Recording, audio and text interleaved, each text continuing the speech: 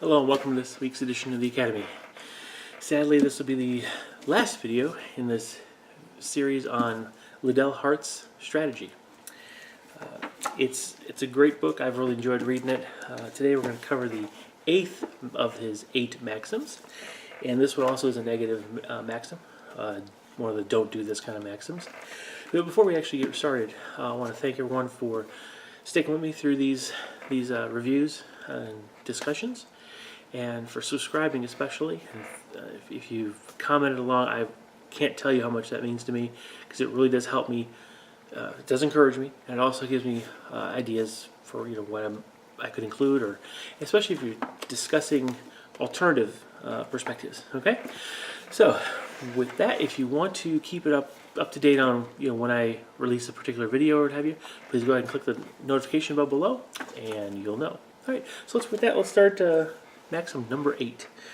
Do not renew an attack along the same line or in the same form after it has once failed. A mere reinforcement of weight is not sufficient change, for it is improbable that the enemy also will have strengthened himself in the interval. It is even more probable that his success in repulsing you will have strengthened him morally. Alright, so this one's actually, I think, my favorite. For two reasons. One is it makes complete sense, and two, it's the one that actually the fact that it's a rule or it's a maxim is proved by the fact that there are exceptions, and it's really weird that way. So let's just talk about, as stated, what does this really mean? The idea is when you try to go in an attack along a certain path and with a certain way, certain units or whatever, you're repulsed.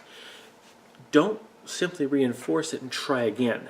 Look at in Gettysburg, the assault on Little Round Top. I think there were 3 separate Confederate charges up the hill. None of them worked. All were against an existing prepared defense. They all ended up the same, a defeat for that particular attack. Now, each time, yes, the Union took casualties, but they were also emboldened a little bit by the fact that they beat back the attack. That always, strengthens an army. Now, yes, they eventually ran out of bullets, but the fact of the matter is, because they had that determination, probably built up through the previous successes, when they decided to do that during the third attack, when they decided to do that bayonet charge, wheeling down from the flank, that completely broke the Confederate line, and just it was the end of the battle for Little Round Top. Now, that's a good example of don't waste your energies. There were many situations during that battle where that happened, where that Battle of Gettysburg, where just constant throwing more units in. The whole battle started with reinforcements just constantly being fed into the initial fray. Cavalry patrol happened upon infantry regiment marching through. They began a skirmish, and then piecemeal both sides just start feeding reinforcements in to the same spot. Nothing was decided that day. Okay. Alternatively, they should have held up, figured out what was going on, and then maneuvered around, and done something different. And we won't even talk about Lee's decision to charge up with Pickett's battalions and brigades and regiments. We won't even go there. Now, there are a lot of times when we, in our games, especially when we have a lot of units available to us, when we tend to throw wave after wave at an objective and a target at an enemy unit, thinking something's going to change just because we're throwing more bodies at it. The odds will be against it. If you got to throw enough dice at something, it'll eventually fail. Yes, that's mathematically valid, but it's not a good principle to build tactics around. Okay. Now, if you think about it, there's 2 pieces that are at play here. One is a mental piece, and that is the opponent, in this place a player, who's prepared. He sees what's happening. He sees this attack coming at him. He's engaging his mind to try to defeat it, and has succeeded, at least in the initial, by pushing you back. And of course, then there's the pieces on the ground, on the table, that are being used to resist your pieces. Now, if the pieces themselves aren't helping you, you're not actually accomplishing anything against them, doing it again isn't necessarily going to make that big a difference. And in fact, your opponent is also mentally not feeling as threatened and not going to be as stressed. So he's not likely to make mistakes as a result of that particular attack. So you have to think in those terms. Not only can the opponent most likely, reinforce position and still hold you back, because why would the second attack be any better than the first? But not only that, but your opponent, because he's not stressed, he didn't lose.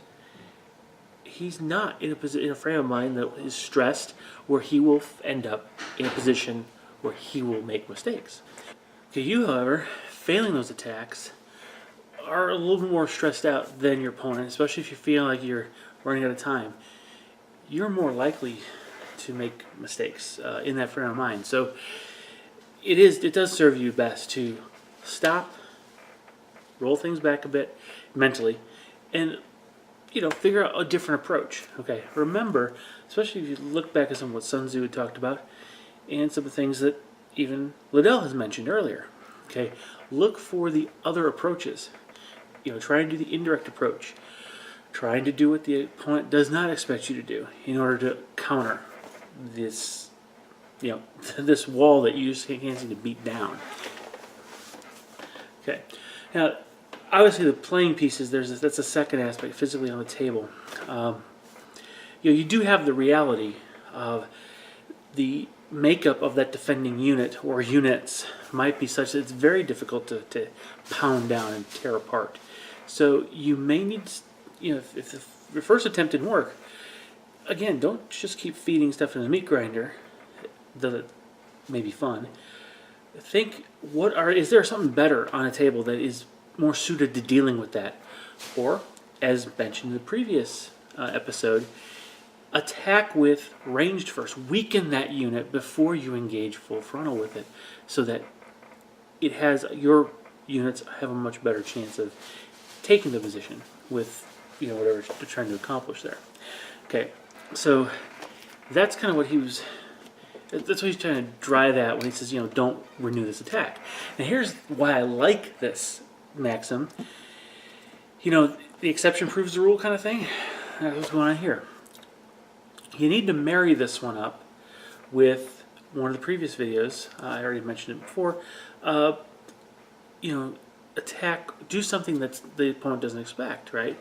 Matter of fact, let me read it verbatim, because these two tie together so well. Choose the line or course of least expectation. So if you've got this wall that you're trying to beat down, the first attack didn't work, what does your opponent expect you to do? Do something else, okay? Now, I want to use a historical example I've actually mentioned in a previous video. But I think it exemplifies the exception that proves the rule here, okay? And it talks about both of those, the maxims together.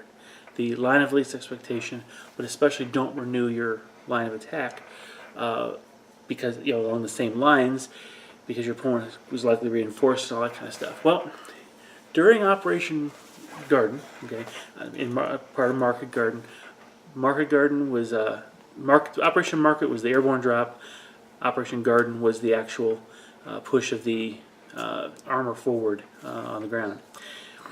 And just before the ground armor got to Remagen Bridge, the middle central bridge, the 82nd Airborne Division came under attack by panzers from an ad hoc, just literally units just pulled together from wherever basically stragglers laying around. And it wasn't an enormously strong attack, but still it was a counterattack and seriously threatened their position. They were beaten back, And the next morning, the American commanders had basically reinforced other approaches, expecting an attack from a different direction, because that's what you do. You never attack from the same line, okay? Don't renew an attack if it's already failed. Well, what did the Germans do in this case? They attacked the same spot with the remaining forces slightly reinforced, and they came a lot closer to being successful this time. So, there are exceptions, but in this particular historical example, it was because the opponent had not sufficiently reinforced their position, and in fact, had reinforced elsewhere, thinking there was some other threat going to occur. So, I like that because, again, this is a maxim that almost always applies, but it can be overruled by one of the other maxims. So that's what you need to kind of pay attention to here. How do they relate to one another? Okay. So if you take them as a whole, I think you'll be a little more successful than if you just take them piece by piece. All right. So that's my advice and interpretation of this. Now, I'm thinking, I don't know if I'll put it in the academy or just a general video. I think I might just have a discussion about how some of these kind of relate one to another, because again, I really love the simplicity with which Liddell Hart lays out these 8 maxims. Easily digestible, fairly easy to remember. Heck, you can put them on a note card if you need to. A lot easier than Sun Tzu's advice, okay? And a lot of this lines up perfectly with that. Squares up line by line, right? So, if you can get yourself a copy of this book, doesn't matter what edition it is, just make sure it has a chapter in there that summarizes the 8 maxims. It's a very short chapter. In this particular second edition book, it's chapter 20. Now, if you're a history buff, you'll love the rest of the book too, because it actually is historical examples that kind of make his case. And this particular second edition actually has a letter from one of the commanders in the Western Desert who really is kind of encouraging Liddell by mentioning the fact, describing the campaign he was part of and how they applied the things he's talking about. So that just gives more credence to what Liddell's putting together here. So if at all possible, get yourself a copy and review it for yourself. See what you think. All right. So with that, please comment below, subscribe if you already haven't, and please like this video, share it with your friends. Maybe not. You might not want them to get a leg up on you as far as the strategy goes. So I'll forgive you if you don't share. All right. But anyway, I'll see you in the next week's video. All right. Bye-bye.